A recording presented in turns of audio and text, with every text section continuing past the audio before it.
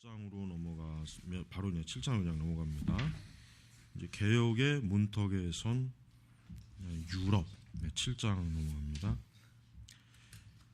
그러니까 이제 서서히 이제 우리가 이제 지금 이 책의 과정에서 이제 종교 개혁의 그 시기까지 이제 서서히 이제 거슬러 올라가는 거예요. 이제 거슬러. 그래서 이제 16세기가 일반 세계사에서도 가장 여러 사건이 많았던 그 시기예요. 그래서 그 시대 특별히 뭐 종교 개혁도 있었고 인쇄술의 그 발명도 나타났고 또 유럽의 그 각 지역에서 이제 그 활발한 어떤 뭡니까 그 황금 개척 시대라고 해가지고 이제 그러니까 항해 시대라 해서 그 이제 뭐 스페인이나 포르투갈이나 이런 그 유럽의 가톨릭 국가들이 황금을 쫓아서 이제 뭐 남미, 뭐 인도, 뭐 이렇게 막 사방 천지를 막 휘젓고 다니는 그런 시대예요. 그러니까 16세기가 굉장히 역동적이고 또 아주 그 시대에 여러 그 인물들이 많죠. 이제 우리가 이제 뭐 우리가 이제 아까도 봤지만은 루터라든가 에라스무스 뭐 이런 사람들, 그다음에 이제 인쇄기를 발명한 사람, 그다음에 뭐 이제 항해를 이제 대항해 시대라고 하죠. 그 항해를 주도하는 그 탐험가들, 이런 아주 참 그 세계 역사상 아주 그 대단한 그런 인물들이 그냥 참 활약을 했던 그런 시대입니다. 자, 그래서 이제 여기 16세기 동이트면 유럽은 종교 개혁과 새 시대의 문턱에 선다. 그래서 에라스무스와 루터는 수많은 변화들이 있다는 것을 인지하였다.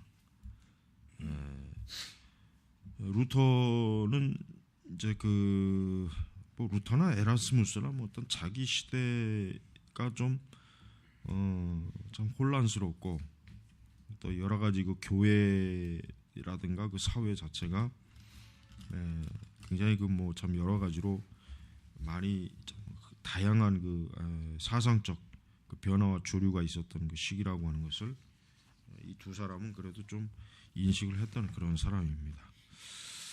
자, 그래서 이제 그 종교 개혁의 문턱에 선 유럽은 전적으로 바르거나 객관적이라 할 수 없다. 레오포드 폰 랑키에가 말한 것처럼 역사가들의 본질적인 임무는 시도하는 것이다. 분석을 위해 16세기 유럽의 사회 구조를 하나씩 조사할 것이다. 그래서 자 204페이지 넘어가면 이제 발견의 시대, 그렇습니다. 이 시기가 이제 이제 사실은 그 뭐 아메리카 남북 신대륙 이런 그 발견의 시대란 말이에요. 그리고 이제 지금 여기서 이제 가장 이제 중요하게 여기는 게 이제 그 구텐베르그의 뭡니까 인쇄가 여기 지금 나오지만은 그 정말 책 하나 옛날에 그 중세 시대 때 책 하나를 만든다는 것은 엄청난 많은 시간이 들어가야 되고, 그러니까 대량 생산이 안 되잖아요. 그러니까 성경책도 그때 차량이라고 하는 게 전부 다 수작업으로 일일이 다 필사를 하던가, 그리고 일일이, 그러니까 이 책이라고 하는 것도 순식간에 여기 하반절은 1500년 전에 겨우 성경에 겨우 100판만 인쇄됐던 것이 초기 간행본 시대는 성경을 4만 권의 책들이 인쇄되었다. 그러니까 인쇄가 엄청나게 막 이게 급속도로. 그래서 오죽하면은 루터가 여기 뭐라 그럽니까? 루터가 여기 저 205페이지 보면은 루터는 학생들에게 말하기 인쇄술은 온 세계 참된 종교를 전하라고 하나님이 이루신 최상 그리고 최근의 것이다. 그러니까 그 당시에 그 인쇄술이 그 이렇게 새롭게 참 된 거는 오늘날 얘기하면 이제 인터넷과 같이, 그러니까 인터넷과 같은 그런 충격을, 그러니까 그 당시에는 책이라고 하는 것은 돈 많은 사람들만 가지고 있는 게 책이에요. 돈 많은 사람, 그러니까 아주 부유층, 이 상류층, 뭐 왕족, 귀족, 고위 성직자 이들만 책을 소유했지. 나머지 사람들은 책이라고 하는 것 자체를 소유할 수가, 왜냐? 엄청나게 비싸고, 그다음에 뭐야? 수요가 굉장히 적기 때문에 이 책을 뭐 아무나 뭐 이렇게 이렇게 소유할 수 있는 그런 시대가 아니란 말이야. 근데 이제 이 종교 그러니까 인쇄술 또 인쇄기가 발명됨으로 말미암아 어때요? 이제는 아주 엄청난 어떤 지식 폭발이 일어나는 거예요. 지식 폭발. 그러니까 이 지식이 이제 뭐예요? 보편화가 되는 거예요. 보편화. 그러니까 전에는 한 사람만 지식을 소유할 수 있던 것이 이제는 뭐예요? 뭐 1000명, 10,000명 동시에. 그러니까 성경도 전에는 고위 성직자들만 갖고 있었던 성경이 이제는 뭐예요? 일반 시민들도 성경을 가질 수 있어서 이제 자기가 글만 알면 성경을 읽을 수 있는 그런 시대가. 그러니까 루터가 굉장히 좋아했죠.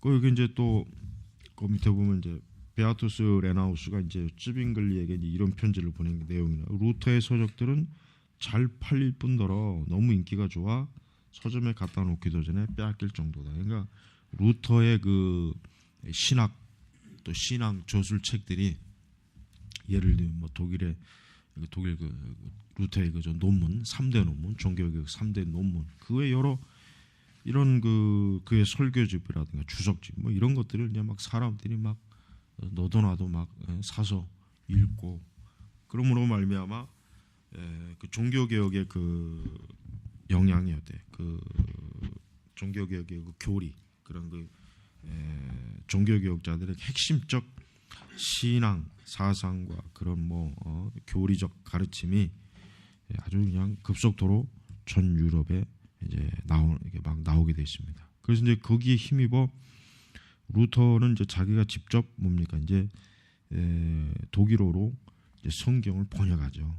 성경을 번역해서 이제 루터는 루터의 업적 중에 이 독일어 성경 번역이 굉장히 큰 비중을 차지합니다. 왜냐하면 루터의 근본적인 생각은 성서 즉 성경은 누구나 다 읽을 수 있어야 된다. 누구나 다 가지고 있어야 된다. 이게 루터의 생각이에요. 근데 이제 그러나 이제 성경이 보통 라틴어로만 이제 되어 있기 때문에 라틴어를 모르는 대다수의 그 사람들에게는 성경이 있어봐야 이건 뭐 까막눈에 똑같은 게. 그러니까 루터가 종교개혁 초기에 가장 심혈을 기울인 게 뭡니까? 성경 번역이에요. 독일어로 성경을 번역해서 독일 민족이 직접 성경을 봐야 교황의 그 거짓 영적 사기, 거짓된 그 책략, 로마 천주교의 그 아주 교활한 거짓 속셈을 어때요? 드러내준다고 굳게 이제 믿었던 거예요. 그리고 사실 그렇죠. 그래서 이제 여기 보니까 1522년 9월 성경, 그래서 독일어로 14판의 성경, 또 고지 독일어와 저지 독일어로 이렇게 나누어서 그다음에 이제 그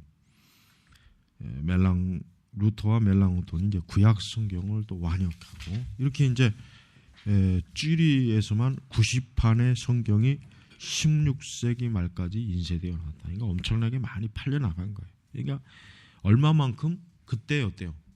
성경을 가지고 있는 사람이 얼마 없었던 거예요. 그러니까 이제 이 성경이 나오니까 막 사람들이 어때요? 너도 나도 막 성경을 소유해서 자기들이 이제 하나님의 말씀을 읽을 수 있는 그런 엄청난 그 기회를 이제 얻은 거죠. 그러니까 그걸 놓치지 않으려고. 자, 그래서 이제 이런 인쇄술의 발명이라고 하는 것은 종교 개혁에 엄청난 영향을 많이 줬어요. 그러니까 인쇄술이 그러니까 만약에 이제 루터 이전의 시대에 인쇄술이 만약에 좀 발명이 되었다라면은 그러면 참 얼마나 더 좋지 않았을까? 그러면 더 빨리 이 개혁적인 사상이 많이 퍼져나왔대. 그때는 이제 대량 인쇄, 그러니까 책을 대량으로 막 이렇게 찍어낼 수 있는 그런 기술이 이제 구텐베르그가 그거를 만들고 나서 그 다음에 이제 책이 이제 대량으로 쏟아져 나오기 시작한 거예요. 그 이제 루터는 그 기회를 어떻게 합니까? 복음을 전하는데 철저하게 이용하는 거예요. 그러니까 사실은 오늘날에도 그래요. 오늘날에도 SNS를 통해서 우리가 복음을 전하는 거는 그거는 마땅히 해야 돼요. 왜냐하면 이단들이 SNS에서 막 얼마나 지금 그 활개를 칩니까?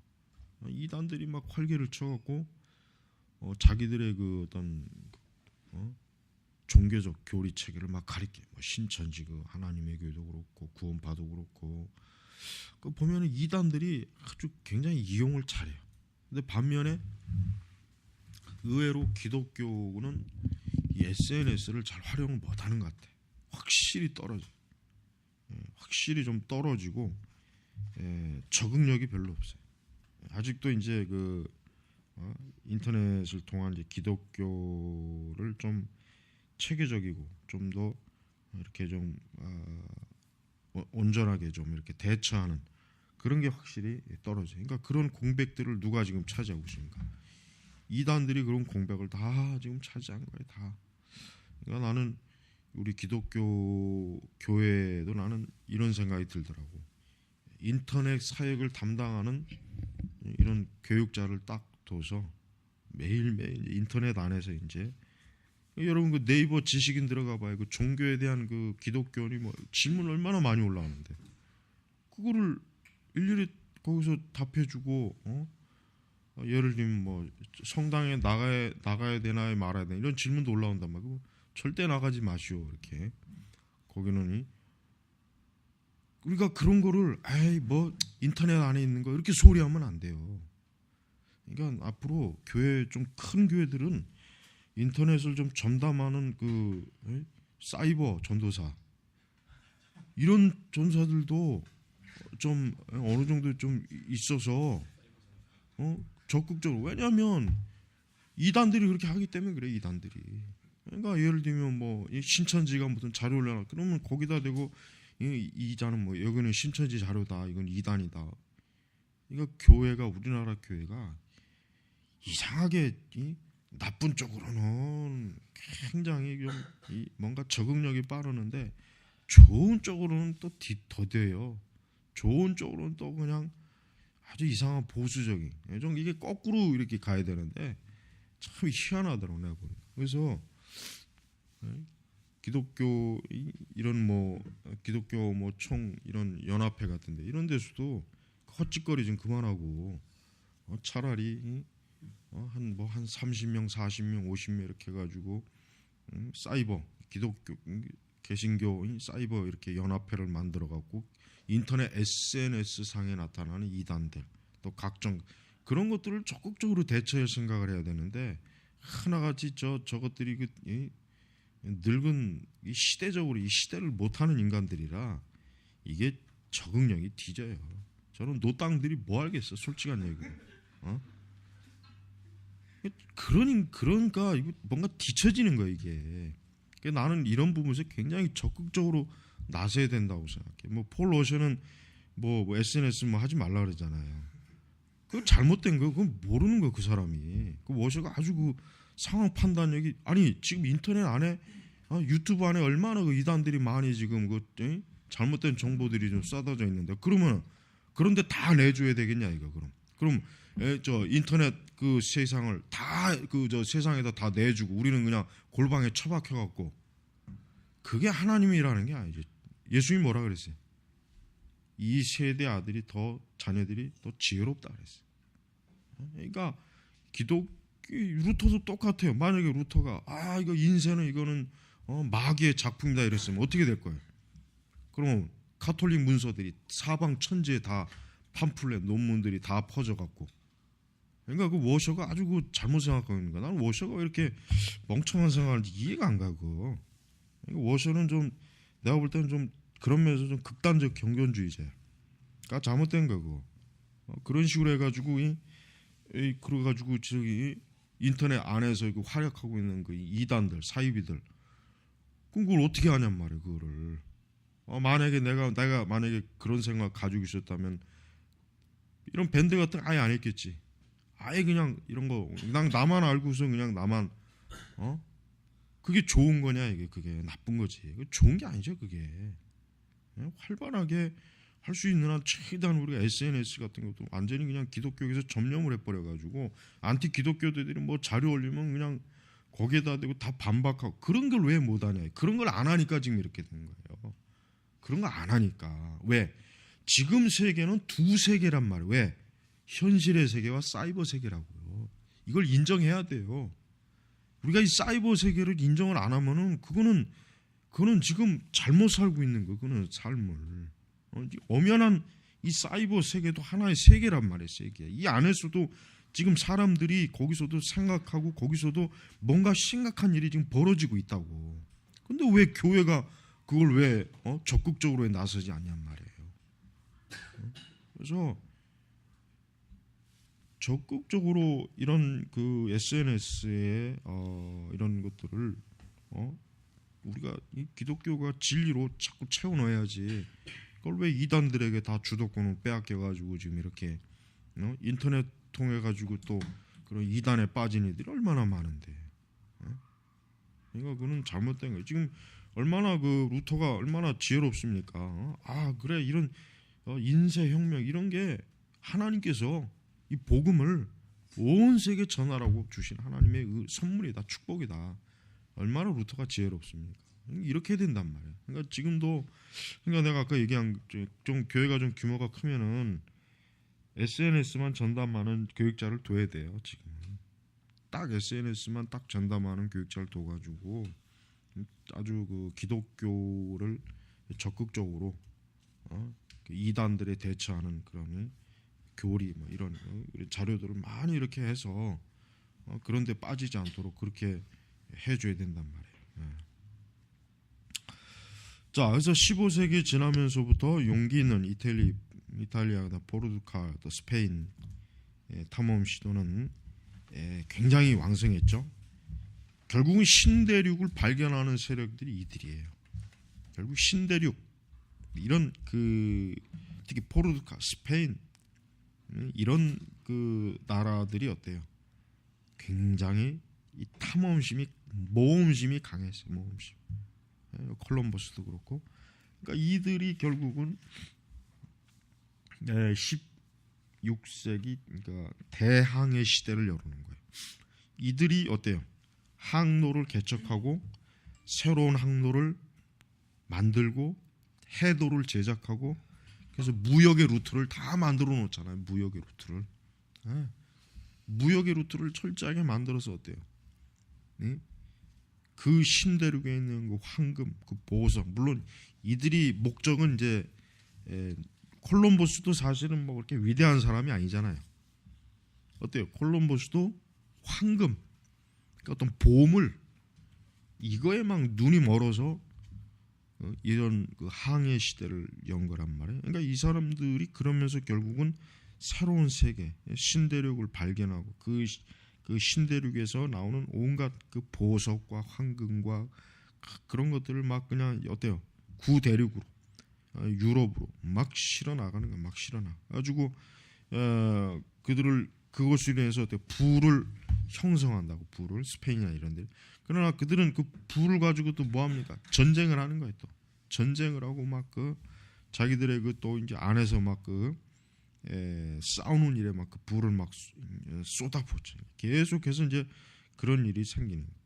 그리고 또 이제 그 당시에 그 뭔가 이제 지식, 천문학 이런 것들이 이제 미신의 영역에서 이제는 과학의 영역으로 이제 저런 이제 천문학의 기원이 점성술이거든. 천문학의 기원이 점성술이란. 점성술은 뭐예요? 별자리를 보고 운명을 점치는 거라고. 근데 이게 이제 시간이 지나면서 이게 과학적인 요소가 딱 들어가서 이제 천문학으로 발전하는 거예요. 그러니까 이런 그 어떤 이런 그 지식의 발달 이런 것으로 인해 가지고 그 전까지 이제 어때요? 그냥 어떤 종교와 미신의 영역에 있던 것을 어때? 이제는 과학의 영역으로 끌어올리는 과학의 영역으로. 그러니까 이제 신화의 시대, 또 전설의 시대, 어떤 이런 뭐 옛날 얘기의 시대 이런 시대들이 이제는 과학의 시대로 서서히 이제 이렇게 변화가요. 그러니까 여러분 처음에 여러분 뭐 오죽하면은 이런 것도 있었죠.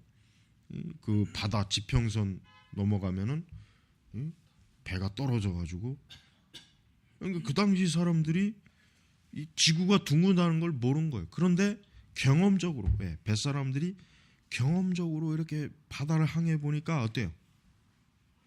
그 지평선 너머가 악마의 바다가 아니라 뭐예요? 계속해서 어때요? 배가 가는 거예요. 그러니까 지구가 둥근다는 게 경험적으로 알고 있어서 경험적으로. 옛날 뱃사람들이 경험적으로 지구는 평평한 게 아니라 둥글구나. 그러나 그것을 과학적으로 그걸 어떻게 설명을 못했지만 이게 점성술에서 천문학이 발달함으로 과학적인 설명이 이제 가능하게 된 거예요. 그러나 교회가 아직 그 사회가 그거를 받아들일 만한 어떤 세계관이 아직 형성이 안 된 거예요. 이제 그런 걸 받아들일 만한 세계관이 형성이 된 게 뭐야? 신대륙을 발견하고 나서부터요. 그러니까 이제 저 뭐 갈릴레오, 마젤란도 그렇죠. 마젤란도 자기가 지구가 둥근다는 걸 보여주겠다 실험으로. 그래서 출발했던 장소에서 와가지고 다시 돌아오겠다. 이게 이렇게 왜? 그래서 사람들로 하여금 이건 하나의 잘못된 것이 아니라 실제다. 그래서 사람들로 하여금 이제는 저 대양, 저 바다를 두려워할 것이 아니라 정복하는 것으로 이제는 어때요? 이제 바라보게 된 거란 말이에요. 그런 면에서 이제 우리나라는 참, 우리 민족은 그런 면에서 내가 볼 때는 참 이게 뭐야? 같은 반도지만은 로마는 세계를 제패한 민족이 되는데 같은 반도지만 우리나라는 어때요? 정복을 못해요. 정복을. 그러니까 우리나라 민족성이 내가 볼 땐 그래. 이 안에서는 막 그냥 막 서로 뭐 잘났다 뭐았다 백날 그 짓을 하는데 밖에 나가서는 그냥 뭐야 완전히 막 주눅이 들어가고. 그러니까 이런 민족성이 내가 볼 땐 좋은 게 아니에요. 좋은 게 차라리 이런 반도에 위치하니까 해양 국가로 해가지고 또 중국이든 일본이든 뭐 점령을 하고 뭐 그런 역사가 있었으면 좋았을 텐데 뭐 한 번도 뭐 남의 나라를 침략, 그게 자랑이에요? 그게 자랑이냐고. 우리가 옛날에 이제 국사 시간에 이제 배우잖아요. 우리 민족은 백이 민족이라 평화를 사랑해서 한 번도 남의 나라를. 근데 이게 자랑이 아니거든요. 이게 창피한 거예요. 오히려 더 바깥으로 나가야지. 맨날 그런 가르침을 학교에서 주입하니까 어때요? 안에서만 싸우는 거, 안에서만. 그러다 결국 다 죽지, 망하지 그러다. 그러니까 나는 이게 우리나라 그 역사가들을 보면은 이 일제 시대 때 일제 역사 교육을 받은 이 역사가들이 아주 문제가 많아요. 이놈들이 이 대륙적인 역사관을 가져야 되는데 완전히 그냥 이 좁은 우리나라도 엄밀히 얘기하면 섬나라예요. 섬나라란 말이에요. 섬나라. 북쪽은 막혔고 사방은 바다잖아. 섬나라예요. 섬나라. 우리나라도. 그러니까 좀 이렇게 좀 대륙적으로 이렇게 발전해야 되는데 이게 보면은 지금도 내가 볼 때는 저 정치하는 그 애들이 머리가 썩어가지고 이 바깥을 넘보질 못해. 바깥을 두려워해. 안에서는 사자가 밖에 나가면 쥐새끼밖에 못 되는 인간들이에요. 그러니까 좀 정치하는 사람들이 좀 대범하고 그냥 좀 뭔가 이 대륙적 기제를 가지고 이렇게 이질해야 되는데 전부 다 쫌팽이 같은 것들이 저 정치라니까 맨날 얻어 터지는 거 아니야. 외국에 맨날 일본한테 중국한테. 그러니까 그래서 우리나라가 이 모양 이 꼴이에요. 이걸 알아야 돼.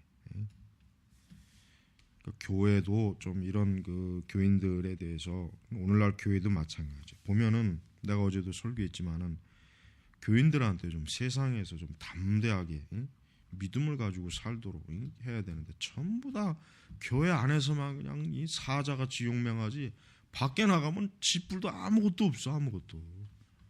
목사들도 똑같아요. 목사들도 안에서만 큰 소리 뻥뻥 치지. 그러니까 이게 교회도 이게 내향적이 돼버렸어요. 내향적. 이게 외향적이 돼버려요. 외향적. 복음을 더 공격적으로 자꾸 막 그렇게 해야 되는데 안에서만 자꾸 막 이렇게 하니까 결국 교회가 썩어 들어가잖아요. 썩는 거예요, 썩는 거 교회가. 이게 참 문제입니다. 우리나라 교회는 이게 진짜 세월호와 똑같아요. 우리나라 지금 계신 교회는 세월호와 똑같다고 보면은 아주 틀린 말이 아니에요. 틀린 말이 아니에요.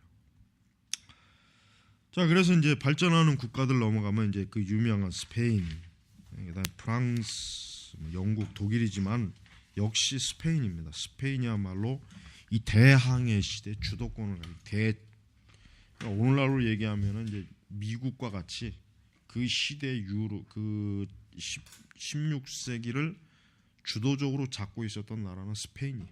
스페인. 그러다가 이제 19세기는 영국. 그래서 이제 스페인은 보십시오. 스페인은 16세기 유럽에서 가장 뭐돼요? 강력한 힘을 가진 국가입니다. 그렇습니다.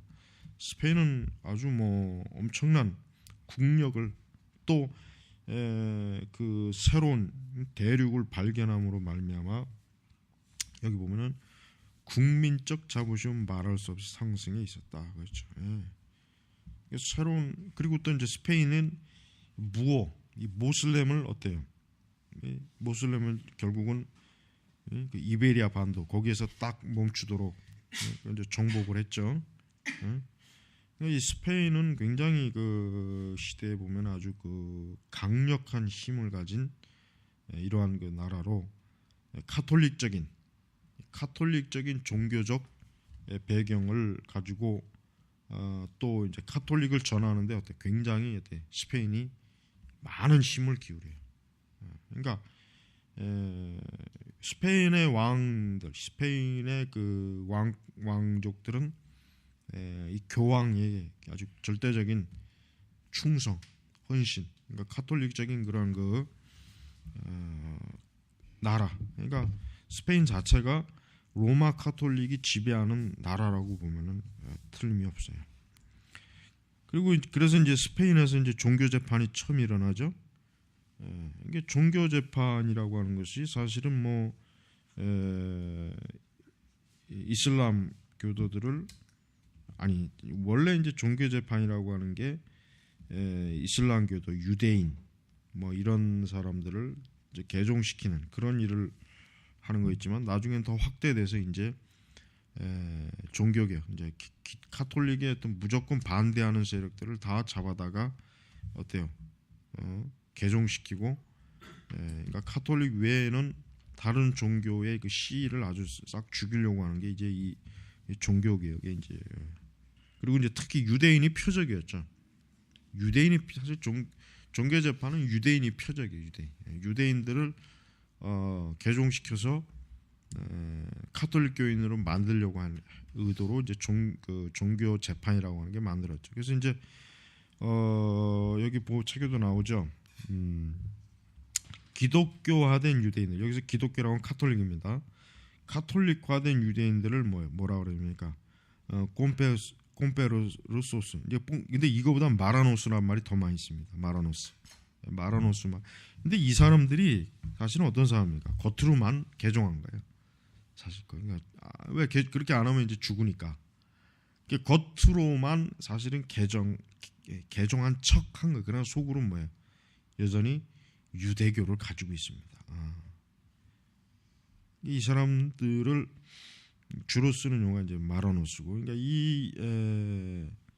그 당시 그 스페인의 많은 유대인들이 사실은 굉장히 그 카톨릭에 의해서 막 추방도 당하고 재산도 뺏기고 막 그러다가 이제 그 도저히 이제 이 상태로 안 되겠다 싶으니까 결국은 남아 있는 그 사람들은 유대인들은 세례를 받고 이제 기독교를 개종한다 했지만 그거는 이게 표면적인 거. 실제 그들의 마음은 전혀 그럴 생각도 없었습니다.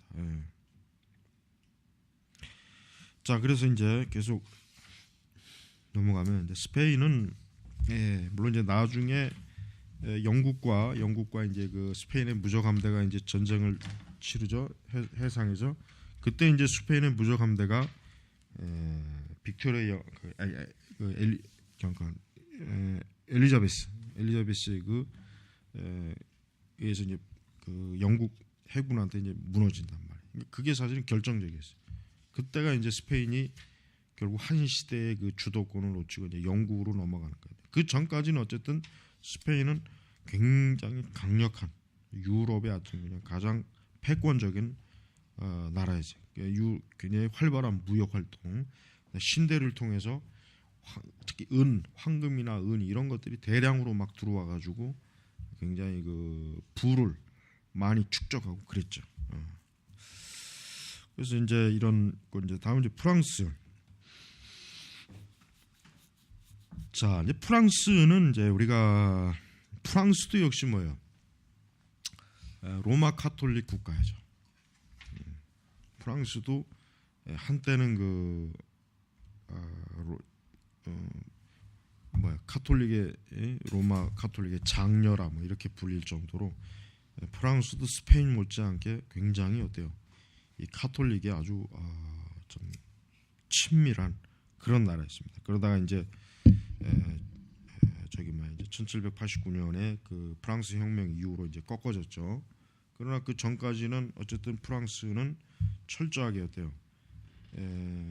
카톨릭 국가로서 역시 프랑스도 역시 뭐요? 이런 식민 이런 것들에 굉장히 열심히 나섰고 프랑스 자체가 철저하게 그 자신들의 그 어떤 그 이게 군주 직권, 그러니까 프랑스 자체도 왜 이게 강력한 그 국가가 될 수 있었냐? 왕을 중심으로 해서 이제는 어디요? 단일 국가로 이제 프랑스가 이제 중세 시대 확고하게 자리를 잡는 거예요. 그래서 프랑스 자체도 그런 단일화된 왕을 세워가지고 굉장히 경제력이 강했죠. 굉장히 경제력이 강해서 그러한 그 힘을 가지고 그 당시 탐험, 그다음에 또 이제 식민지, 그다음에 이런 뭐 프랑스는 이제 주로 이제 아프리카 쪽으로 이제 근세도 마찬가지. 아프리카 쪽으로 아주 그 식민지를 많이 지금 그때 가지고 이제 그런 그 시도를 많이 했죠. 자, 그래서 이제 어쨌든 프랑스도 이제 하반기 좀 하나 짚고 넘어가면 종교 개혁 때까지도 프랑스는 중세 교회적인 삶에 깊이 빠져 있다. 아비뇽 교황청과 종교의 운동은 프랑스 정신에서 난 것이다. 그러니까 이제 왜 그 아비뇽에다 교황청을 뒀느냐? 교황을 자기들의 손아귀에서 쥐고서 유럽을 좌지우지하려고 하는 거죠. 아비뇽 교황청에 대한 프랑스의 지배는 국본 조직 가운데 종교의 개혁을 구체화시켰다. 그래서 프랑스 자체가 어때요?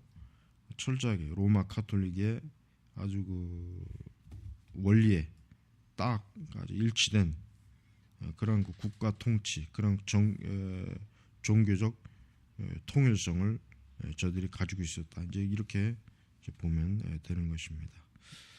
자, 잠깐 우리 쉬고, 여기 211, 요 작은 글자는 그냥 각자 알아서 이제 있고 211페이지 보면은 스페인처럼 프랑스는 로마 카톨릭 교회에 헌신하는 국가였다. 그래서 교황이 항상 프랑스를 아까 내가 얘기했죠. 로마 카톨릭의 장녀라고 하는 그런 아주 그렇게 아주 명칭을 부를 정도로. 그래서 16세기 문턱에 선 프랑스 군주들은 모든 경쟁자들을 프랑스 내에 그들의 권위에 복종시켰으며 프랑스는 프랑스와 1세, 이 프랑스와 1세가 누굽니까? 존 칼빈이 그의 기독교 강요를 헌정한 왕이죠. 근데 이 프랑스와 1세는 철저하게 카톨릭 측에 선 그 왕이에요. 뭐 종교개혁에서 전혀 이 사람은 아주 적대적인 그런 정책을 쓴 사람이에요. 자, 영국이라는 나라는 사실은 16세기에는 별 볼 일 없는 나라예요. 영국은 이제 그 빅토리아 시대 그때 들어와서의 이제 영국이 좀 가장 강력한 데는 빅토리아 시대고, 그다음에 그 빅토리아 시대를 준비하기 전에 엘리자베스 시대, 엘리자베스 시대를 그때 이제 비로소 영국이 좀 안정기에 접어든가. 그 전까지는 영국이 이 프랑스에 항상 그 절절맸고 스페인한테는 뭐 상대가 안 됐고, 영국이라는 나라가 굉장히 종교적으로 정치적으로 혼란이 굉장히 복잡한 나라였단 말이에요. 그러다가 이제 그 엘리자베스 시대 이제 그 와서야 이제 조금씩 정치적 안정기를 맞이하면서 이제 세력을 키워나가요. 그러나 16세기는 별 볼 일 없는 나라. 그냥 영어도 그냥 천박한 그 당시에 라틴어나 스페인어, 불어 이 정도를 해야지 영어 하면은 이제 촌스럽다고 영어가 아주 무시당했던 시대. 그러니까 영국이란 나라가 이렇게 그 본격적으로 이제 청교도 이후에 이제 그 엘리자베스 그다음에 빅토리아 이 두 여왕 시대를 통해서 영국이란 나라가 이제 세계 대제국이 이제 19세기까지 됐던 거예요. 자, 그래서 영국은 뭐 그다음 이제 독일도 마찬가지. 독일도 16세기에는 별 볼 일 없었어요. 그러니까 영국, 독일 뭐 이런 나라들은 그러니까 오늘날 유럽의 그 어떤 거의 주도적 이끄는 나라들이 사실은 15세기, 16세기는 아주 뭐 그냥 2류나 3류 국가 정도의 취급밖에는 못 받았어요. 그래가지고 그 자체적으로 일단 정치적으로 이제 이렇게 통합된 그런 세력이 없었고 막 그 어떤 막 정치적으로 막 그 혼란스럽고 군사적으로도 뭐 아주 약하고 종교적으로도 이제 그 뭐 카톨릭에 의해서 그냥 거의 뭐 지배되다시피 한 그러한 그 나라가 영국이나 이 독일 그런 나라였습니다. 그러나 이제 독일은 나중에 이제 19세기 이제 그 비즈마르크가 나온 뒤부터 독일이라는 나라가 어때요? 독일이라는 나라가 이제 하나의 그 단일 국가가 되면서 이제 강력한 힘을 맞이하게 된 거예요. 자, 스위스는 이제 종교 개혁의 그 영향을 굉장히 잘 받은 나라죠. 찌빙글이나 특히 이제 칼빈이 그러나 이제 이 스위스라는 나라 자체도 연방으로 그래서 막 그 서로 갈라진 각 주마다 이렇게 서로 자치적 그런 정치 구조가 되어 있는 나라이기 때문에 어떤 뭐랄까 민족적 어떤 단합된 그런 국가가 아니었습니다. 다음에 이탈리아는 이탈리아는 이제 르네상스를 주도적으로 일으키는 나라고 이 당시 이탈리아는 북이탈리아가 상업적에서 굉장히 성공적으로 이 북이탈리아가 이제 아주 그 대단한 상업적 그 성장을 하게 돼요. 그래서 로마 카톨릭이 또 이제 이탈리아 안에 있고 로마 바티칸시 안에 있고 하니까 이탈리아는 유럽에서 좀 어쨌든 그래도 뭐 명함을 내밀 수 있을 정도의 그런 나라였고 그래서 이탈리아는 아주 그 르네상스의 중심지로 굉장히 그 좀 영향력이 큰 그러한 나라이다. 스칸디나비아 동부 유럽 뭐 스칸디나비아나 동부 유럽 같은 경우는 이제 뭐 그 로마 제국이 멸망한 이후에 그다음에 뭐 신성 로마 제국 뭐 이런 뭐 그런 와중에서 스칸디나비아 동부 유럽이 종교개혁 이후에 그래도 좀 영향을 많이 받고 오히려 그 가톨릭이 좀 이렇게 그나마 좀 그동안 그 지배했던 그 세력이 좀 약해지는 그러한 시기였습니다. 자, 이제 동요하는 사회 이제 봅시다. 16세기 동틀미로 중세 사회 구조에는 중대한 변화가 일어나고 있었다.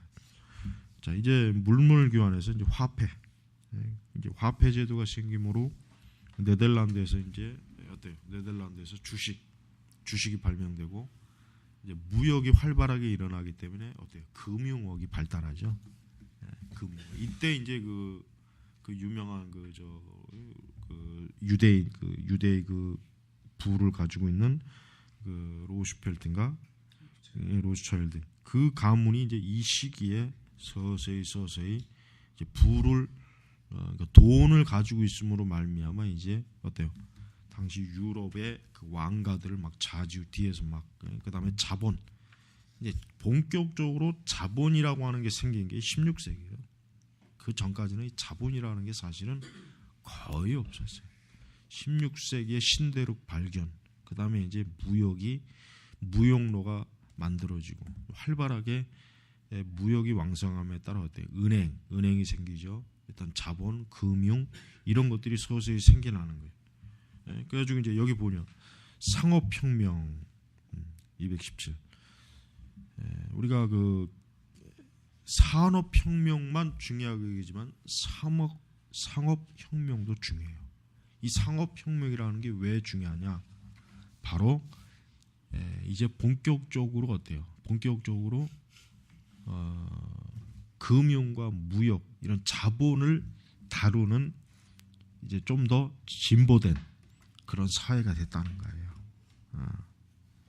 그래서 이제는 사람들이 어땠습니까? 사람들이 이제는 좀 더 체계적으로 기술적으로 돈을 벌고 그 돈을 어떻게 투자하고 그 돈을 어떻게 뭐 이렇게 하여튼 그런 것들이 이제 굉장히 이제 발달되는 그 시기에 이제 놓여 있다고. 그래서 이제 그다음에 이제 중상계층. 그러니까 이 중상계층이 주로 어떤 계층입니까? 상업계층이에요. 이 사람들이 바로 무역을 해서 돈을 버는 거예요. 장사, 사업 이런 걸 통해서 돈을 벌므로 말미암아 어때요? 이들이 갑자기 이제 커져요. 그다음에 이들이 커짐으로 정치적인 힘도 커지고 이들이 이제 사회에서 이제 위치하는 영향력도 굉장히 커지는 거예요. 자, 그러면서 이제 그 사회가 또 이제 뭐 여러 또 뭐 좋은 쪽으로 발전하는 게 아니죠. 좋은 쪽으로만 이제 그 뭐 농민들이 좀 많이 어려움을 겪고 그다음에 이제 그 가난한 자 좀 더 가난한 자들은 더 많이 또 양상이 되고 그러니까 자본이 또 한쪽으로 자꾸 몰리니까 이 자본가 계층이 나타나게 되는 거예요. 나중에 이제 마르크스가 바로 이 자본가 계층을 비판하는 거죠. 그러니까 자본가 계층이 서서히 나타나는 시기가 바로 이 시기란 말이에요. 이 시기에 이제 해외 무역으로 이런 돈을 막 벌어서 그거로 이제 사회적 어떤 계층 형성을 하는 그 현상이 나타나게 있었습니다. 바로 그때 이제 뭐야? 그 도회. 그때 이제 도시가 이제 발달하는 거예요. 그때 유럽이라는 나라가 이제 그때 막 그 오늘날 같은 그 뭐 대도시들은 다 어때요? 이때 이제 뿌리를 모는 거예요. 이제 돈이 서서히 모여지니까 그 돈을 가지고 뭐 장사를 하거나 거래를 하거나 그 돈을 가지고 뭔가 좀 자꾸 재투자를 해서 또 어때요? 또 많은 그 투자 회수를 하는 그런 일들이 많아요. 그래서 이 도시 사회를 통해서 이제 그 도시마다 이제 그 각 직업별로 이제 어때요? 조합단체, 노동단체도 이제 만들어지고 이제 아까 뭐 상업혁명했고, 그다음에 이제 농민 반란, 뭐 이거 농민 반란은 우리가 잘 아는 것처럼 농민들이 자본이 서서히 형성되는 시기에 농민들이 어때요? 굉장히 좀 어려운 그런 시기에 왜냐하면 농민들에게는 기술이 없잖아요.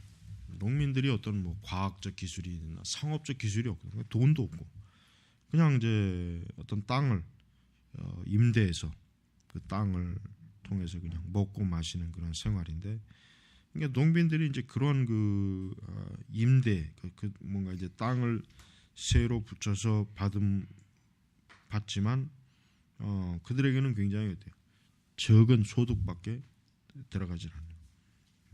그래서 뭐 이 농민들의 삶이라고 하는 것은 굉장히 피폐하고 이런 비참하고 또 그 다음에 여전히 이제 봉건주의에 얽매여 있기 때문에 자기의 어떤 자유로운 어떤 자유가 없죠. 자유가 없는 농민들 영주에게 이제 자기의 그 어떤 그 영주에 예속되어 있기 때문에 자기 스스로 뭐 독립적 뭔가를 할 수 있는 그런 기회라든가 그런 보장이 전혀 없는 거예요. 근데 이제 여기 보니까 어때요? 유럽의 어느 곳에도 농민들의 조건은 좋지 못했지만 가장 비참한 조건이 어디예요? 독일이라 그랬죠, 독일. 그러니까 루터가 왜 그러니까 독일에서 왜 농민혁명이 일어난지 원인이 뭐예요? 가장 그 당시 전 유럽에서 가장 어때요? 좀 그 상황이 안 좋은 거, 지위도 낮고 굉장히 많은 어려움을 겪고 그런 것이요. 그런 가운데 이제 농민혁명도 일어나고, 좀 그런 아주 뭐 참 대규모 아주 폭동, 사회 불안 요소가 많이 생깁니다. 하지만 이제 루터는 이걸 참여하지 않죠. 그다음에 이제 그 211쪽 보면 중간에 농민들은 종교개혁의 발생에 너무 직접적으로 많은 영향을 끼쳤다. 또 중세 사회에 영향을 루터와 다른 종교 개혁자들이 전파한 복음을 수용되도록 했고, 그 안에 자신들이 직접적으로 필요한 것을 말해줄 믿음을 강조했다. 이게 나중에 이제 이게 토마스 멘처가 아주 본격적으로 그냥 막 이 농민들을 선동해서 어때요? 대규모 반란 혁명 일으키죠. 나중에 일으킨단 말이에요. 자, 그다음에 이제 뭐 교실의 위기, 교실의 위기라. 이게 이제 그 당시 이제 그 당시는 이제 학문은 이제 대학이라고 하는 데서 대학. 물론 이제 대학이라고 하는 것이 자체가 그러니까 사실은 학문을 하는 것이거든요. 근데 우리나라는 원래 유럽에서 대학을 만들 목적은 학자들을 길러내기 위해서 만든 거예요. 성직자, 학자. 근데 이게 이제 시간이 가면 갈수록 뭐 여전히 이제 서구의 그 대학은 학자를 양성하는 게 목적이에요. 우리나라 대학은 뭐예요? 직업인 양성이잖아요. 그러니까 우리나라 대학은 대학에 일단 너무 많고 대학에 가지 말아야 할 사람들이 대학을 가는 거예요. 그냥 대학을 가지 않고 차라리 뭐 기술 교육을 받던가 그러면 좋은데 이제 그런 것들을 이제 사회적으로 어때요? 평가가 낮으니까. 그러니까 대학은 엄밀히 얘기해서 학문을 할 사람들이 오는 게 대학이지. 학문적 자질이 없는 사람은 대학에 와도 아무 소용이 없는. 올 필요가 없거든요. 근데 우리나라는 어때요? 대학을 그냥 누구나 다 뭐 유치원에 들어가는 것처럼 대학을 다 들어가는. 그러다 보니까 어때요? 그렇다고 해서 그들이 제대로 배우냐? 아니잖아요. 전부 대부분의 뭐 진짜 어떤 그 좀 대학생이라고 하기도 부끄럽게 어떤 기본적인 책도 안 읽고. 그러니까 젊은 애들이 머리에 든 게 없으니까 맨날 손동질하는 이용당하는 거예요. 맨날. 그러니까 젊은 애들이 뭔가 깊이 있게 연구하는 그 사고방식을 어릴 때부터 길러야 되는데 즉흥적인 뭐 노란띠 맵시다 뭐 이런 것들. 그것도 뭐 대학교 동아리에서 뭐 이런 거는 참 이게 따볼 때는 참 웃기는 얘기예요. 이게 웃기는 얘기. 그러니까 대학을 가려면은 나는 평생 학문을 연구하겠다. 난 학자로 살겠다. 그러니까 어느 분야든 그런 사람만 가서 공부하면 되지. 그냥 뭐 학문할 머리는 없는데 뭐 대학교라고 가봐야 뭐 하겠어요. 그러니까 어때요? 대졸실업자가 그래서 많은 거예요. 그 다 낭비 아니에요, 낭비. 그 시기에 기술을 배웠다면 얼마나 좋겠어요. 그러니까 이 중세 시대에 지금 우리나라 대학교는 중세 시대 대학보다도 진짜 한참 뒤떨어지는 거예요, 뒤떨어지는. 그래서 우리는 이 대학의 역사를 보면 이 중세 시대 때는 결국 학자들을 길러내서 그 학자들을 통해서 어때요? 학문적인 논쟁, 학문적인 어떤 그 체계, 뭐 그런 거를 추구한 게 뭐예요? 그게 바로 뭡니까? 대학교란 말이에요. 근데 그런 대학교의 가장 기본적인 것도 모르면서 이제 대학 하니까 이제 그게 문제가 되죠. 자, 근데 이제 그 보면 이제 예, 여기 이제 교실의 위기 하면서 이제 이제 그 당시 이제 뭐 어거스틴, 안셀름, 아퀴나스 이런 사람들, 그다음에 토마스 아퀴나스, 그다음에 이런 그 학자들에 의해서 형성된 그 중세 시대의 그 저들의 그 학문적 영역이라고 하는 것은 굉장히 신학과 철저하게 잘 이게 이게 연관이 되기 때문에 우리는 중세 시대 이 사람들이 어떻게 학문을 했는가를 좀 봐야 될 필요가 있습니다. 무엇보다도 이제 그 스콜라 철학, 토마스 아퀴나스는 스콜라 철학이라고 했는데 이 스콜라 철학은 뭐니까 중세 시대 전 역사는 아리스토의 재발견과 깊은 연관을 맺고 있다고 추측한다. 그래서 사실은 중세 시대를 형성한 그 이끌은 그 사람들이 결국은 뭡니까? 사실은 신학자죠. 중세 학문을 리드한 사람은 신학자예요. 그다음에 철학은 신학을 진짜 말 그래서 신학의 신여라는 거예요. 신학이 어떤 무언가를 주장할 때 철학은 거기에다가 그냥 골격 체계를 딱 제시해 주는 거예요. 그러니까 이제 주종 관계가 철저했죠. 철학, 신학. 그러니까 지금 어떻습니까? 거꾸로 됐죠. 일반 철학과 그다음 신학 거꾸로 됩니다. 거꾸로.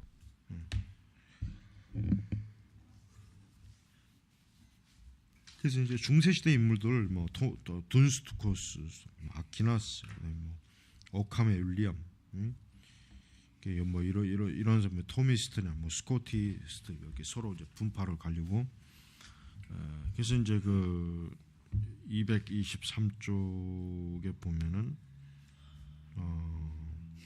오카메 윌리엄스의 사상 중 가장 영향력 있는 스콜라 철학이죠.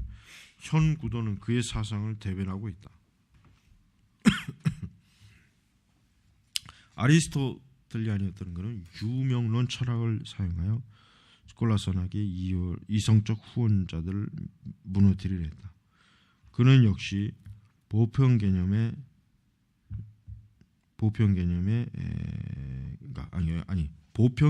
존재를 부인했다. 그래서 하나님의 존재에 대한 전통적인 스콜라 철학주를 구분했다. 이성이 아닌 계시는 기독교 신학의 기초이기 때문에 사람은 반드시 믿음으로 하나님의 존재를 수용해야만 했다. 허위적 논리들이라고 생각되는 모든 것을 당대인들에게 단념하라고 강력하게 안심하면서 그는 마치 둔스코트처럼 하나님의 뜻임을 절대적으로 주장했다. 비윤리적, 비이성적, 심지어 부도덕적인 것처럼 보이는 멸하실 수 있다. 옥함은 하나님께서 사람 행위를 따라 보상을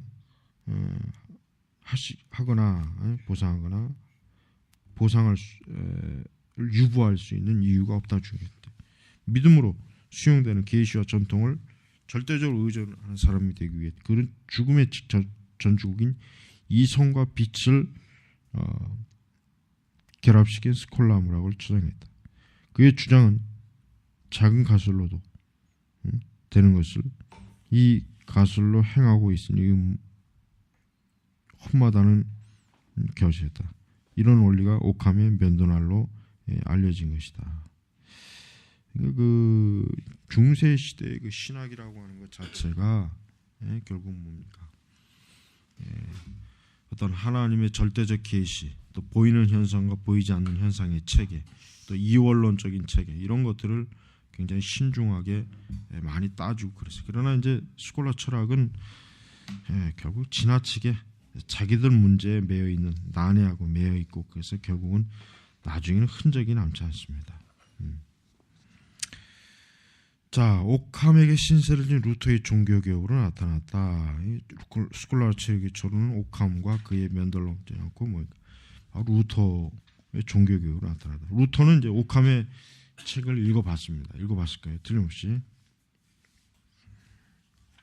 자, 그래서 스콜라 철학이 이제 중세 시대 막 한참 번성하고 그 번성하는 틈을 타서 이제는 기독교 종교 개혁의 어떤 막 뒷받침되는 그 역사적 어떤 그 자원, 영적 자원, 또 이론적 학문적 자원을 이렇게 많이 좀 뒷받침받는 계기가 되는 것입니다.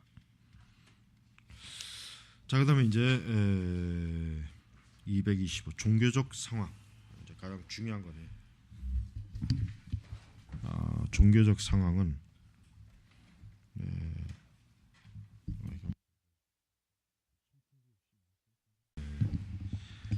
그 중세 아까 있지만 특히 이제 유명론 이 철학이 굉장히 막 논쟁이 많았죠. 그러니까 근데 이제 중세 시대에는 그 철학자들이 내가 볼 때는 밥 먹고 할 일이 없기 때문에 계속해서 아주 진짜 뭐라 할까 전혀 일반 그 사람들의 그 피부에 와 닿는 어떤 그런 논쟁이 아니라 그냥 자기들끼리 어떤 세월 낭비하는 거 자기들끼리. 그러니까 도움이 안 되는 거예요. 그러니까 루터가 어떤 자기 루터의 신학을 전개할 때 루터가 철학을 의존하진 않아요. 왜냐하면 철학을 의존해봐야 아무 쓸모가 없거든. 오히려 진리를 왜곡시키는 데만 그냥 막 쓸모가 있을 뿐이지. 자, 종교적 상황은 종교는 중세 유럽의 모든 삶의 분야와 관계를 맺고 있다. 그렇죠. 여러분 중세 시대 사람들은요, 진짜 제가 전에도 얘기했죠. 천사가 있다고 진짜 믿습니다. 그 사람들은 하나님 나라도 진짜가 있다고 믿고 하나님의 심판. 여러분 천지창조 그림 그걸 보면은 그 당시에 중세 시대 사람들, 오늘날 사람들은 그 그림을 보면은 오늘날 유럽의 사람들 그 그림을 보면 그냥 참 뭐 잘 그렸다, 멋있다, 그런 감상을 하지만 중세 시대 사람은 어때요? 겁을 내. 지옥의 심판 이런 거 막 그 그림 보면 벌벌벌 떨어요. 왜? 그걸 사실로 믿으니까. 그러니까 중세 시대 사람들이 좀 미신적인 건 있지만 한 가지가 뭐가 있냐면 영적으로는 어때요? 확실하게 성경은 이건 진짜 하나님의 말씀이다. 그 다음에 천국과 지옥은 진짜 있다. 사람은 하나님이 창조했다. 그러니까 그 믿음은 확고한 거예요. 확고한 거. 그러니까 중세 시대 이 사회라고 하는 게 어때요? 강력하게 이게 카톨릭이 얼마나 이 카톨릭이 아주 잡고 있었던 시기란 말이에요. 그러니까 오늘날 관점으로 중세 시대를 바라보면 큰일 나요.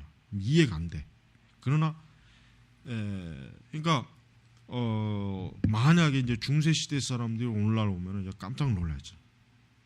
왜? 교회 사람들이 교회도 안 나오고 하나님도 안 믿고 하면 막 이게 아주 그냥 기존초풍한 일이란 말이에요. 그러니까 모든 삶의 분야의 종교라고 하는, 여기서 기독교라고 하는 것은 여기 봐요. 제도적 종교뿐 아니라 개인적 종교 생활을 포함한다고 했다는 사실만 봐도 분석하기가 복잡하고 쉽게 정리되지 않아요. 하지만 이것만큼은 분명하다. 16세기 초 종교 생활은 흥분되어 있었다. 콘스탄틴 공생이 무너지고 있을 뿐 아니라 토미스틱 체제 역시 실제론자들과 유명론자들에게 심각한 공격을 받았다. 스콜라 철학의 정체불명의 나팔소리는 교회 미래를 위한 불길한 징조였다. 그렇죠. 스콜라 철학이라고 하는 것도 사실은 뭡니까?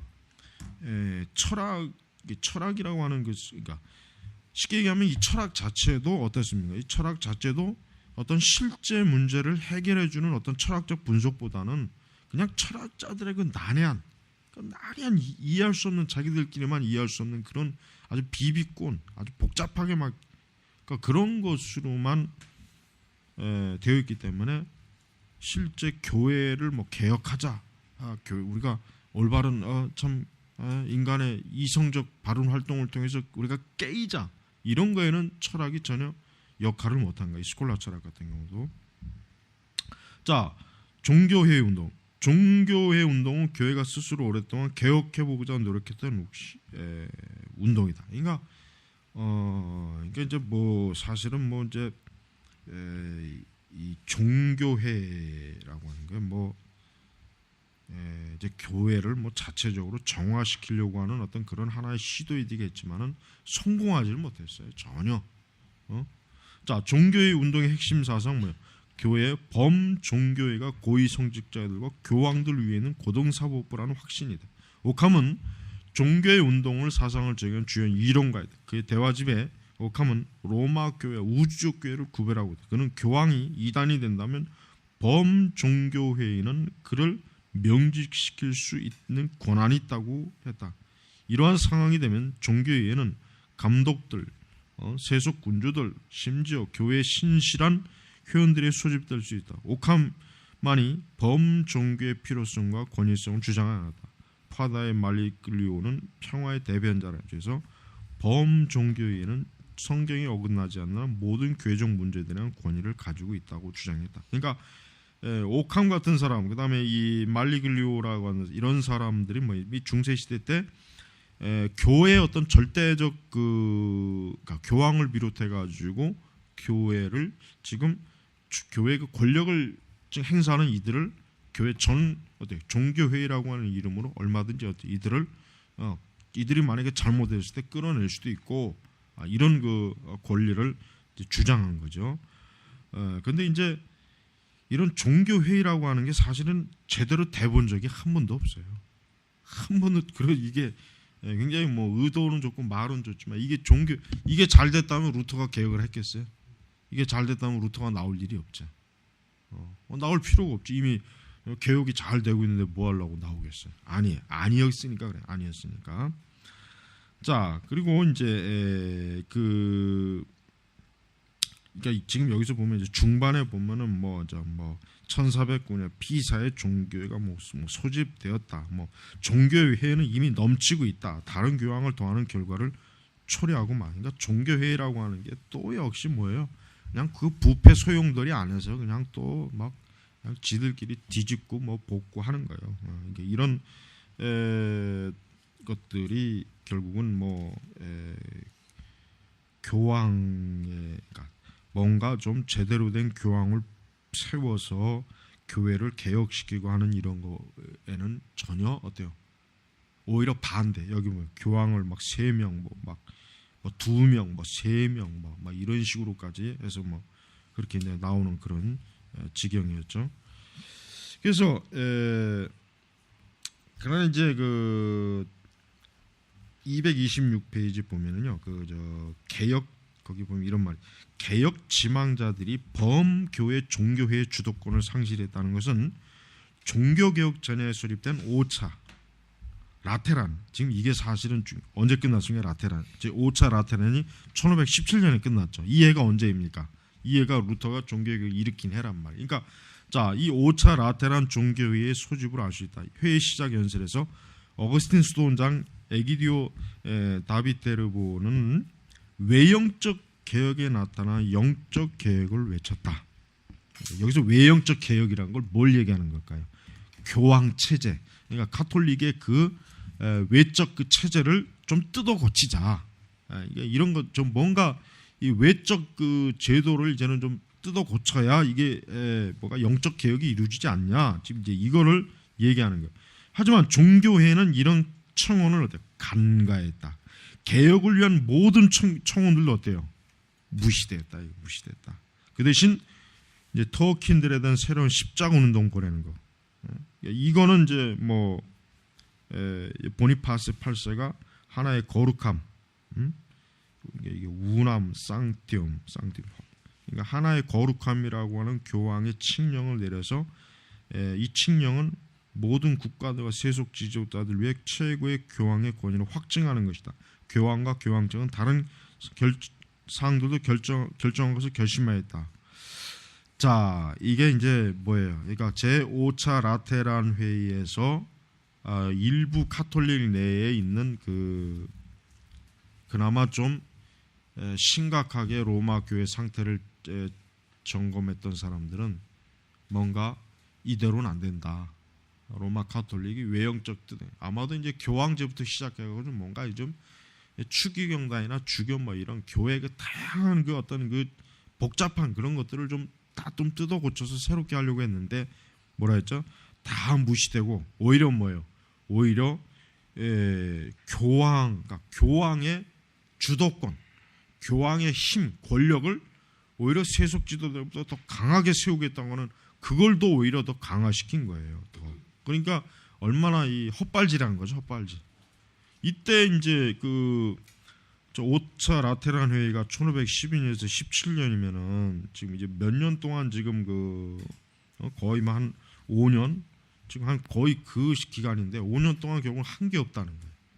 그러니까 이게 그러니까 루터도 이제 잘 알았을 거예요. 루터도 이제 그 자기가 1517년에 그 어떤 개혁적인 문서를 이렇게 내세우면서 이제 95계제를 내세웠는데 루터도 어떤 생각을 갖고 있었냐? 왜냐하면 이러한 그 종교 회의가 아무 결실도 없고 아무 개혁적인 실천적 변화도 없으니까 자기도 이제 답답하니까 아마 루터도 자기도 아마 답답하니까 우리 한번 이런 걸 토론해 보자 해서 이제 이게 95개조가 걸린 거란 말이에요. 그게 루터가 토론해 보자. 근데 이제 그게 이제 불씨가 된 거죠. 루터도 전혀 이제 생각지도 못했지만 그래서 이제 그 종교 그러니까 우리가 이제 그 로마 카톨릭 내에서 우리가 알아야 될 것은 로마 카톨릭 자체 내에서도 카톨릭의 이런 여러 부패 상황 이제 더 이상 이제 놔둬서는 안 되는 이런 것들에 대해서 좀 그래도 뭔가 좀 이걸 좀 고쳐보자 뭐 자꾸 이렇게 말은 많았지만 이게 전부가 다 이게 어때요? 이게 무시되고 오히려 거꾸로 가는 거예요.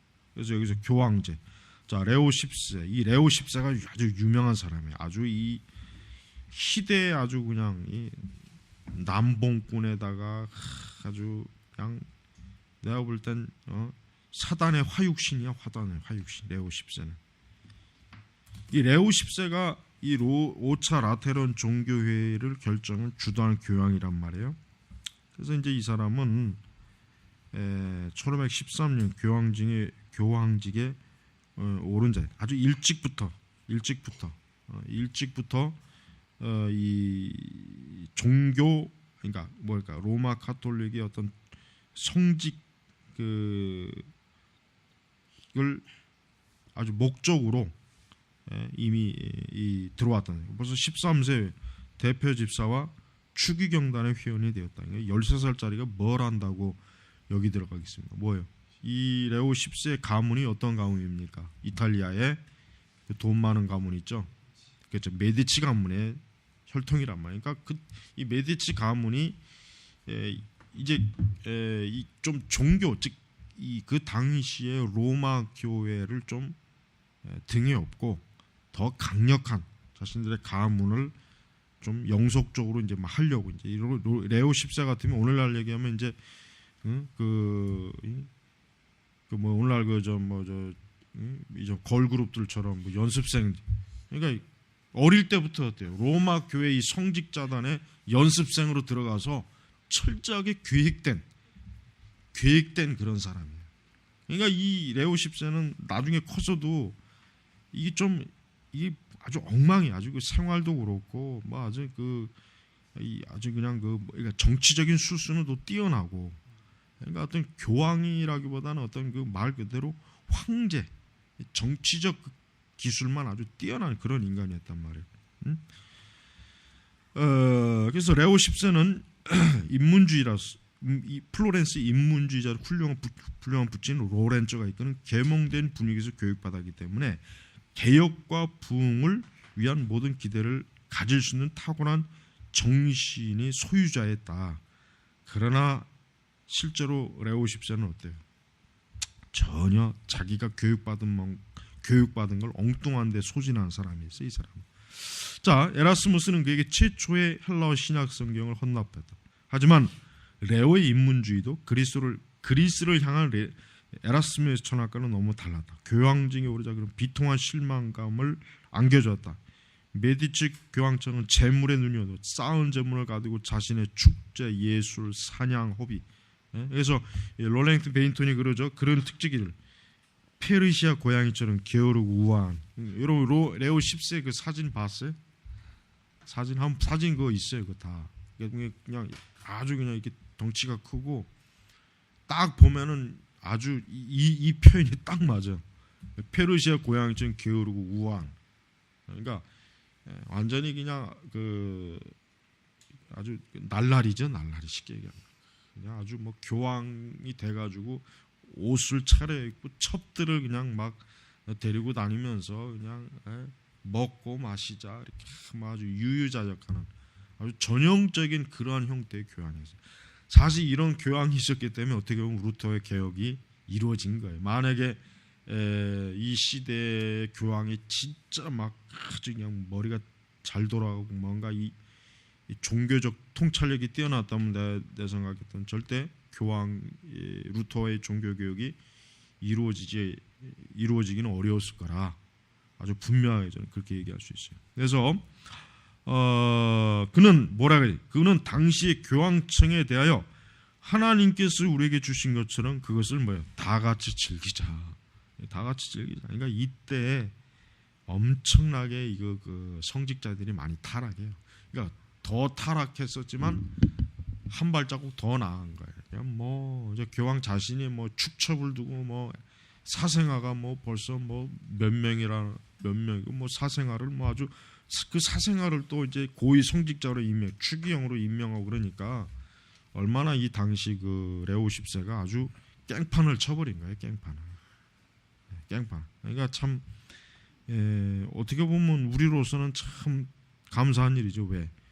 이런 사람이 교황이 됐으니까 오히려 루터의 그 종교 개혁에 대한 그 추진력이 강력할 수밖에 없었던 거예요. 자, 그래서 그는 가문의 부를 증진시키고 자기 자신의 개인적 희락을 위해 교황의 수입원을 탕진한 적이 없다고 얘기했다. 터킬에 대한 십자군 경비 충당을 5차 라테란 종교에 청원하자 베네치안들은 그 돈을 가지고 자신의 가문을 위해서 울리변을 무너뜨릴 전쟁 경비로 사용하고 있었다는 것을 언급하면서 예산에 대해 매우 냉소적인 자세를 했다. 레오가 면제부 매매에 대한 루터의 공격을 간단히 처리해버리고 도미니칸과 어거스티니안들 간의 논쟁을 이용해서 재정 충당을 감행한 것은 놀란 일이 아니다. 그는 정말 직면한 문제를 다루거나 이해할 만한 인물이 되지 못했다. 레오는 무능력에서나 탐욕적인 면에서 특이한 인물이 아니다. 그를 이어 이노센트 8세 함께 무능력한 사람들의 반열이 줄을 이어. 그는 공개적으로 16명의 사생아를 둔 아버지라고 알려졌습니다. 루이 스피치가 냉소주의와 타락이 모든 교황청의 도덕적 정신을 갉아먹어 버렸다. 만약에요, 만약 이렇게 이제 가정을 해봐요. 만약에 이제 레오 10세를 포함해서 이제 그 교황들이 어때요? 굉장히 도덕적으로 청렴하고 깨끗하고 이렇게 방탕하지 않고 또 뭔가 뭐 어떻든 로마 교회를 참 바르게 세우려고 하는 이런 것들이 이들에게 있었다면 어떻게 됐겠습니까? 종교 개혁은 없었어요. 개신교는 없어요. 여전히 그냥 그 안에서 결속력만 계속 잘 다졌겠죠. 그래서 우리가 이런 그 교황의 그 행태라고 하는 게 참 한편으로 다행스러운 거예요. 그러나 이제 20세기는 틀려요. 20세기에는 20세기의 교황이 지금 1900년 그 2차 대전 이후에 요한 2세. 지금 나도 요한 2세의 그 전기집이 2개가 있는데 지금 하나 읽고 있는데 이 요한 2세가 아주 탁월한 사람이에요. 그 뒤에 잠깐 교황이 한 사람 있었다가 한 달 만에 뒤졌고 암살당했죠. 그다음에 요한 바오로 2세가 역시 탁월한 사람이에요. 그러니까 20세기에는 비교적 역대 교황들에 비하면 굉장히 탁월한 사람들이었어요. 아주 탁월한 정신력, 아주 그 조직력, 그다음에 멀리 볼 줄 아는 시야, 해안을 가지고 있었어요. 그러니까 20세기의 카톨릭이 왜 이렇게 건재하게 확장될 수 있었냐면 교황들이 탁월했기 때문에 그래요.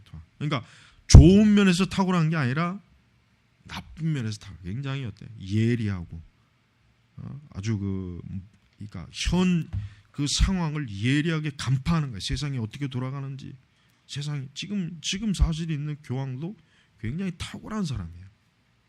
지금 있는 교황도 지금의 이 세상을 명확하게 꿰뚫어 보는 사이란 말이에요. 그러니까 카톨릭이 점점 어때요? 더 막 번성해지는 거예요. 번성해지. 그러니까 교황들이 멍청한 놈들이 계속 나와야 되는데 아주 참 똑똑한 놈들이 그냥 이 교황으로 계속 선출돼 가지고 교회 가톨릭 교회가 막 그냥 번성하는 그냥 그런 계기가 돼 버린 거예요.